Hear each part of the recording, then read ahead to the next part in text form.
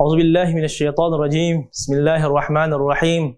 الحمد لله القائل في كتابه الكريم: شهر رمضان الذي أنزل فيه القرآن هدى للناس وبينات من الهدى والفرقان، والصلاة والسلام على نبينا محمد وعلى آله وصحبه أجمعين، وبعد أحييكم بتحية الإسلام الخالدة.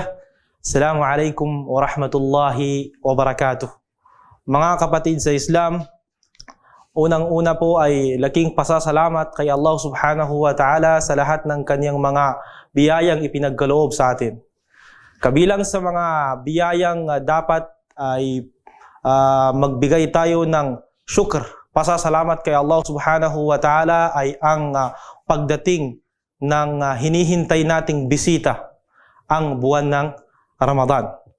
Dapat tayo'y magpasalamat kay Allah subhanahu wa ta'ala dahil tayo'y mapapabilang sa mga taong nabigyan ng oportunidad o pagkakataon na mapabilang sa mga alipin mananampalataya kay Allah subhanahu wa ta'ala sa buwan na to. Alam natin mga kapatid na marami sa ating mga kamag-anak, marami sa ating mga kakilala, marami sa ating mga kaibigan na hinangad na umabot ang kanilang edad sa araw nito. Ngunit sila ay hindi na umabot at hindi na sila nabigyan ng pagkakataon na mapabilang sa mga taong mag-aayuno sa buwan na ito. Mga kapatid sa Islam, ngayon po ay ang unang araw ng buwan ng Ramadan, unang araw ng pag-aayuno, at ating pong hingin kay Allah subhanahu wa ta'ala na makamit natin ang kanyang pagpapatawad, ang kanyang biyaya sa buwang ito. At hingin din natin na biyayaan tayo ng Allah subhanahu wa ta'ala ng malakas at malusog na pangangatawan upang maisakatuparan natin ang kautusan ni Allah subhanahu wa ta'ala sa pag-aayuno. At naway ipagkaloob rin sa atin ng Allah subhanahu wa ta'ala sa ating mga Muslim dito sa Bangsamoro ang mga tagal nating minimithi at adhikaing kapayapaan at kaayusan dito sa Bangsamoro homeland. Mga kapatid sa Islam, ako po ay nagagalak na tayo po ay magkakasama ngayon sa bagong programa natin na mga payo, mga paalala sa buwan ng Ramadan.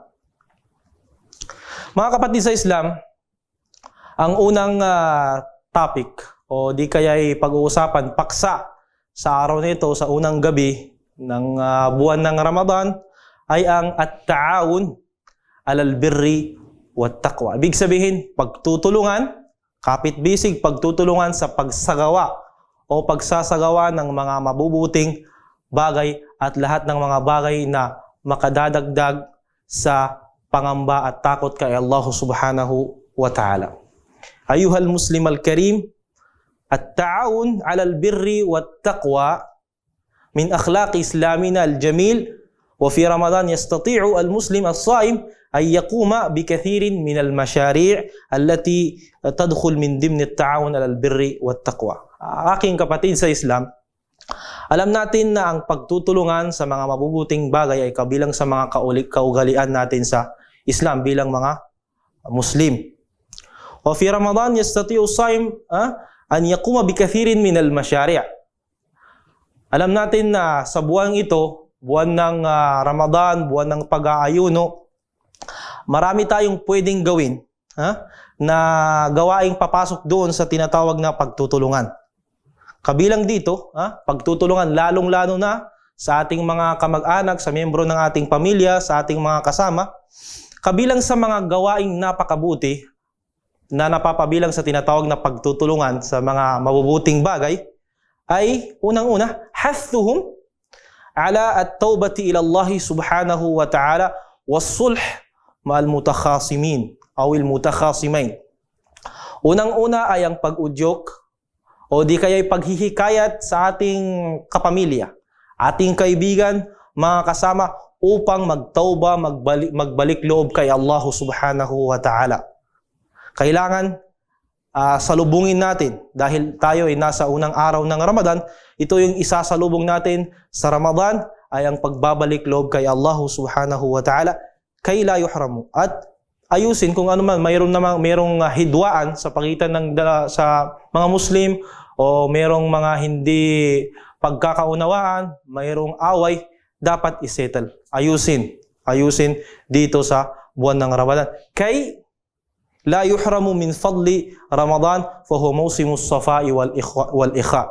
Para naman hindi mabaliwala yung ating pag-aayuno dahil alam natin ang buwan ng Ramadan, buwan ng pagkakaisa, buwan ng pag-aayuno, buwan ng kapatiran, at nararapat lamang na iwan muna natin ang pag-away-away, ayusin natin kung mayroon man tayong hidwaan o hindi pagkakaunawaan sa ating mga kapatiran. Fal-qati'atu bayna 'umumil muslimin muharramah. Qala sallallahu alayhi wa sallam, tuftahu abwabul jum'ati aw abwabul jannati yawm al-ithnain wa yawm al-khamis fayughfaru likulli 'abdin la yushriku billahi shay'a illa rajulan kanat bainahu wa baina akhihi shahna fayuqalu anziru hadaini hatta yastaliha anziru hadaini hatta yastaliha anziru hadaini hatta yastaliha. Ito yung pinaka-importante na magbati kung sino man yung may away, may nakahidwaan o di kaya nakagalitan sa kanyang mga kasama, sa kanyang mga kapatiran, ayusin ang anumang problemang ito sa kanilang mga pagitan. Dahil sabi ng Propeta Muhammad sallallahu alaihi wasallam, nabubuksan ang pintuan ng paraiso sa araw ng Yawmul Ithnain. At sa Yawmul Khamis, fayaghfaru likulli 'abdin la yushriku billahi shay'a. At mapapatawad ang mga kasalanan ng mga tao, ng mga alipin, ng mga mananampalataya, kung hindi sila magtatambal kay Allah subhanahu wa ta'ala, illa rajulan bainahu wa baina akhihi shahna. Ibig sabihin sila yung hindi mapapabilang sa mapapatawad yung mga taong may hidwaan. O di kaya'y may nakagalitan, may hindi naipagkasundo, o di kaya'y meron siyang meron siyang problema sa kanyang kapatid o di kay kaibigan. So hindi muna madadala sa langit ang kanilang mga mabubuting gawain. Anong sasabihin sa kanya? Anziru hazaini hatta hintayin niyo muna na magkabati yung dalawang ito bago madala sa langit ang kanilang mga mabubuting gawain. Pangalawa, mga kapatid sa Islam, kabilang sa mga gawain na papasok sa pakikipagtulungan sa mga mabubuting bagay, tashji'uhum alal muhafadha ala salatil jama'ah. Ikaw, gusto mong magtagumpay dito sa dunya upang makamit ang paraiso ng Allah subhanahu wa ta'ala, kailangan mong tulungan ang iyong mga kasama, iyong mga kaibigan. Hikayatin mo sila, himukin mo sila na sumali sa mga pagsasala sa masjid. Khasatan salat al-isha wal fajr. Faman sallahuma bi jama'atin faka'annama qama al-layla kullah. Lalong-lalo na yung salatul jama'a, yung waktu ng isya, lalong-lalo na yung waktu ng fajr, dahil ang Propeta Muhammad sallallahu alaihi wasallam, dahil kung sino man ang isasagawa, magsasala siya ng isya at salatul fajr ma'al jama'a, meron siyang kasama sa masjid, salatul jama'a, katumbas ang reward na ibibigay sa kanya, katumbas ng taong nagtahajjud. Qamal layla, nagtahajjud sa buong gabi. Wa kadhalika salatut tarawih wal witr. Himukin mo sila, hikayatin mo sila na sumali sa witr dahil tayo'y nasa Ramadan ngayon, magsasala tayo ng witr, o hikayatin mo yung mga kasama mo na sumali, magsala sa salatul witr o di kaya sa salatut tarawih. Pangatlo dito mga kapatid, yastati'u 'inda al-istiqazi lis-suhuri an tuqidha zawjatak, an tuqiz zawjatak wa tusalli ma'aha salat at-tahajjud walau rak'atayn. Ito naman yung sa mga mag-asawa, pakikipagtulungan sa ta'a, sa pagsamba kay Allah Subhanahu wa Ta'ala. Kapag ang lalaki gumising, kailangan gisingin rin niya yung kanyang asawa, yung kanyang may bahay, upang magsala silang dalawa. Kahit paman ay rak'atain lang, kahit rak'atain lamang, dalawang raka, yun ay mapapabilang din sa tinatawag na tahajjud. Sabi ng Propeta Muhammad sallallahu alaihi wasallam, "Idha istayqadha ar-rajulu min al-layli wa ayqadha imra'atahu fa sallaya rak'atain, kutiba min adh-dhakirin Allah kathiran wadh-dhakirat." Kapag yung lalaki, gumising siya sa madaling araw at ginising rin niya ang kanyang may bahay at sila ay nagsagawa ng offer ng 2 rak'ah tahajjud, sila ay mapapabilang, ililista ng Allah Subhanahu wa Ta'ala ang kanilang mga pangalan dun sa mga taong may pag-alala, may dakilang pag-alala kay Allah Subhanahu wa Ta'ala. وَالذَّاكِرِينَ اللَّهَ كَثِيرًا وَالذَّاكِرَاتِ أَعَدَّ اللَّهُ لَهُم مَغْفِرَةً وَأَجْرًا عَظِيمًا. Pangapat dito mga kapatid, sa mga gawaing pakikipagtulungan, lis-sa'imi fi Ramadan da'watun mustajabah. Fasajji 'ailatak ala da'watin yad'una biha da'iman fi Ramadan. Tulungan mo sila na matuto kung ano ba yung mga supplication, dua, tulungan mo yung mga kaibigan mo, turuan mo sila kung ano ba yung mga dua bago mag-iftar, bago mag-sahur, ano ba yung dua sa pagpunta sa masjid, kabilang yon sa mga bagay-bagay na pakikipagtulungan. At lalong-lalo na sa pag-iftar, mayroon tinatawag na da'watun mustajaba. Kabilang sa mga sa'atul ijaba, ito yung oras na kung saan tinatanggap ng Allah Subhanahu wa Ta'ala ang panalangin ng sinumang hihingi sa Kanya bago mag-iftar ang tao. Sabi ng Propeta Muhammad sallallahu alaihi wasallam, "Inna lis-sa'imi 'inda fitrihi la da'watun ma turad." Ibig sabihin, sa taong nag-ayuno, sabi ng Propeta Muhammad sallallahu alaihi wasallam, bibigyan siya ng pagkakaluban siya ng Allah Subhanahu wa Ta'ala, tatanggapin ng Allah Subhanahu wa Ta'ala ang kanyang panalangin sa panahon ng kanyang iftar. Mga kapatid sa Islam, kabilang rin sa mga bagay-bagay na dapat nating isabuhay, dapat nating isagawa, lalong-lalo na ngayon na nasa buwan ng Ramadan, sa unang araw ng Ramadan, tadhakkar jarak qabla al-iftari bi ihdaihi tabakan mumayyazan min faturik. Tayo, mayroon tayong mga kapitbahay, siguro lahat sa atin, mayroon tayong kapitbahay, tuwing mamaya, siguro sa iftar, o di kaya pagbukas sa mga ilang araw, kapag ikaw ay maghahanda ng iftar, huwag mong kaligtaan, huwag mong kalimutan na meron kang mga kapitbahay. Magtabi ka kahit konti, galing sa iyong inihanda sa iyong iftar, at ibigay mo sa iyong mga kapitbahay. Pwede mo itong isagawa, utusan mo yung mga anak mo, ilagay mo sa plato, ihatid sa kapitbahay para naman maturuan mo rin ang iyong mga anak sa pakikipagkawanggawa, pagsadaka, lalong-lalo na sa buwan ng Ramadan. Dahil ang Propeta Muhammad sallallahu alaihi wasallam ay nagsabi, "Man fattara sa'iman kana lahu mithlu ajri, ghayra annahu la yunqas aw la yanqusu min ajri as-sa'imi shay'a." Ito yung malaking reward na ibibigay sa mga taong magbibigay ng pagkain, magbibigay ng iftar sa mga taong nag-ayuno sa buwan ng Ramadan. Sabi ng Propeta Muhammad sallallahu alaihi wasallam, sino man ang magbigay, magpa-iftar sa taong nag-ayuno sa Ramadan, ano yung reward na ibibigay sa kanya ng Allah Subhanahu wa Ta'ala? Ibibigay sa kanya ang reward, katumbas ng reward ng taong nag-ayuno. Mga kapatid, pang-anim po, kabilang sa mga gawaing pakikipagtulungan sa buwan ng Ramadan, pakikipagtulungan sa mga bubuting bagay, ta'limul a'ila ala at-taqlili min al-ikhtilati bin nas wa at-taqlili min al-kalam az-zaid. Lalong-lalo na ito sa buwan ng Ramadan.